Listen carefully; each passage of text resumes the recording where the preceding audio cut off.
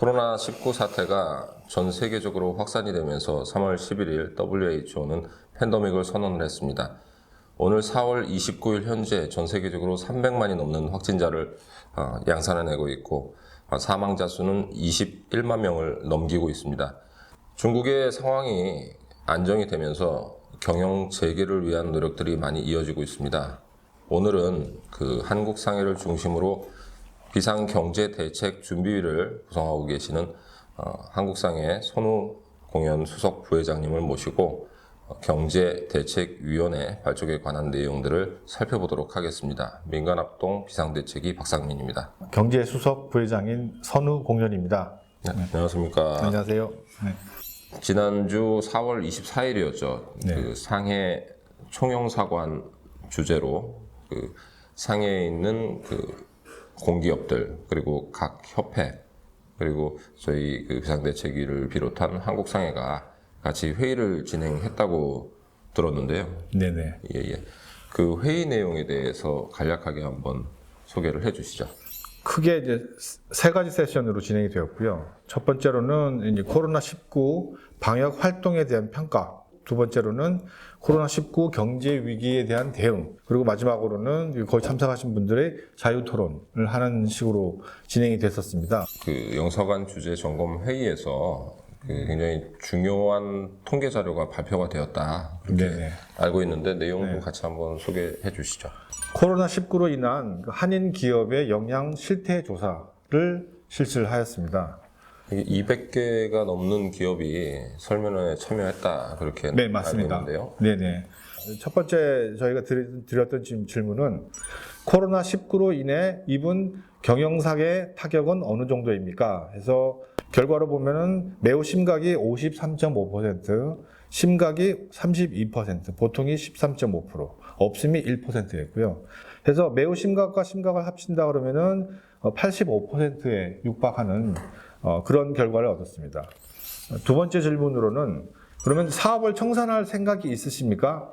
해서 하라는 질문에 이때 청산할 것이 4%, 청산을 고려한다가 28%, 잘 모르겠음 14.5%, 버티겠음 이 53.5%였습니다. 지금 이 대목이 상당히 중요하다고 볼 수가 있는데 이 선택 사항이 청산할 것, 청산을 고려 중, 그 다음에 잘 모르겠음, 버틸 것.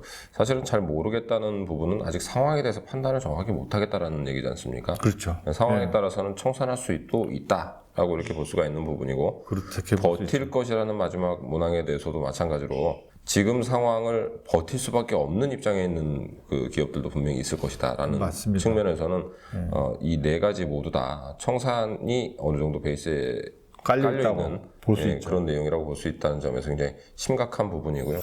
세 번째 질문으로는 경영을 유지할 수 있는 최대 기간은 얼마라고 생각하십니까? 1개월이 10.5%, 3개월이 36.5%, 6개월 이내가 26.5%입니다. 그리고 1년 이상이 26.5%에 해당되고. 이게 심각한 수치라고 생각하지 않을 수가 없는데요. 맞습니다. 예. 지금 저희 상해 작년도 통계죠. 상해시에 거주하는 한국인의 총 숫자가 32,000명이고 그 중에 유학생이 3분의 1 정도를 차지하고 있는데 유학생들은 지금 코로나 때문에 아직 한국에서 복귀를 못 하고 있지 않습니까? 네, 그렇죠. 그러면은 상해에 남아 있는 22,000명 정도의 사람들이 지금 전체 한국인이라고 볼 수가 있는데 만약에 정비례는 아니겠습니다만 비례한다라고 볼 수가 있지 않습니까? 그렇죠. 기업을 하는 분들의 가족들 그리고 기업을 하시는 분들도 역시 한국인이기 때문에 만약에 그런 수치로 계산이 된다 그러면 73%인가요? 75%가 지금 6개월 이내에 지금 이 지역을 지켜낼 수가 없다라고 의미로 볼 수가 있는 것이겠습니다. 4분의 3에 해당되는 부분이죠. 다음 질문으로는 이제 중국, 한국 정부의 지원이 필요하다 생각하십니까? 라고 질문을 했습니다. 매우 필요가 69.5%, 필요가 18.5%, 다소 필요가 9%, 필요 없음이 3%. 이 얘기는 97%가 필요하다. 도움이 한국 정부뿐만 아니라 중국 정부에 대한 지원이 꼭 필요하다라고 느껴질 수가 있습니다.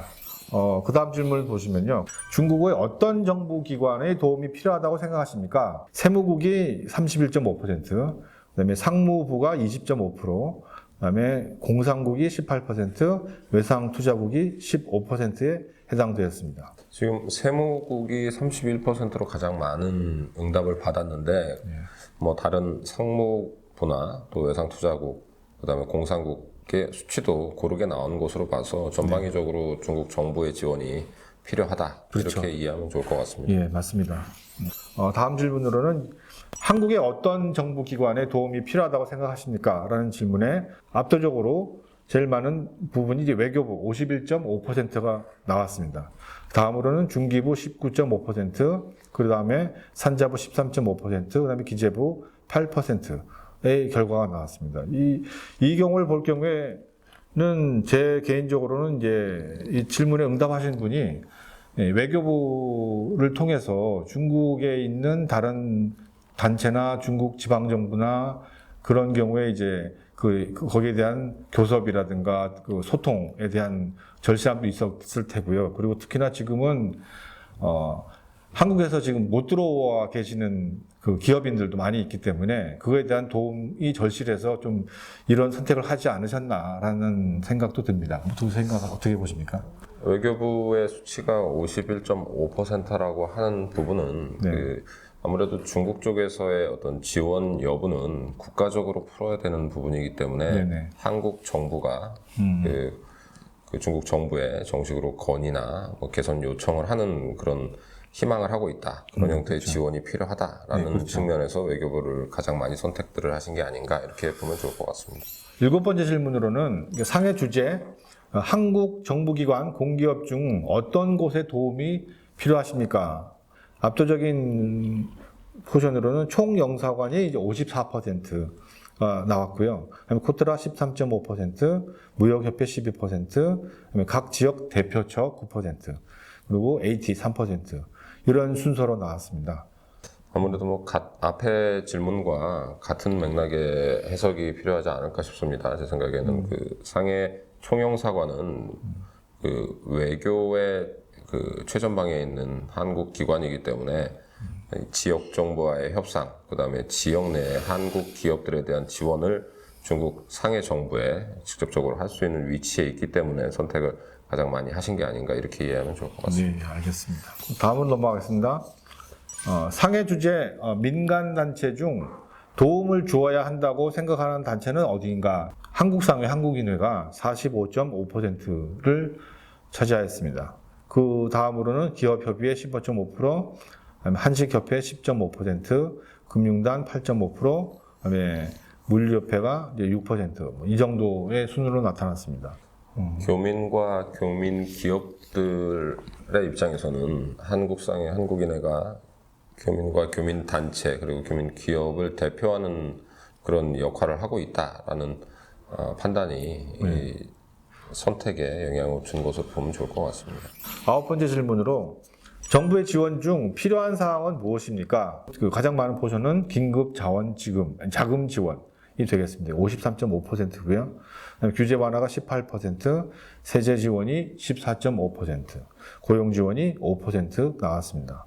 질문이 이제 정부 지원의 필요 사항이 어떤 것이냐라는 거였잖아요. 네네. 이 정부라고 하는 것은 저희가 중국에 있으니까 중국 정부도 역시 해당이 되겠고요. 네네. 그다음에 한국인이기 때문에 또 한국 정부의 지원도 필요하다 이렇게 이해를 해야 될 것 같습니다. 그리고 아무래도 그 코로나 기간 동안 그 모든 그 영업이 중단이 되었지 않습니까? 맞습니다. 네. 하지만 여기에 있는 한국 기업들 같은 경우에는 유지비라고 할 수 있는 그 뭐 예를 들어서 뭐 사무실, 뭐 회사 임대료부터 시작해서 직원 인건비, 그다음에 뭐 기존의 뭐 여러 가지 시설에 대한 뭐 비용들, 이런 그렇죠. 부분들이 아무런 수입이 없이 지출이 되었기 때문에 아마 경영상에 자금적으로 굉장히 큰 어려움을 겪고 있다 이렇게 이해를 해야 될 것 같습니다. 마지막 질문으로 이제 사업 유지를 위해 필요한 민간의 자원은 무엇입니까?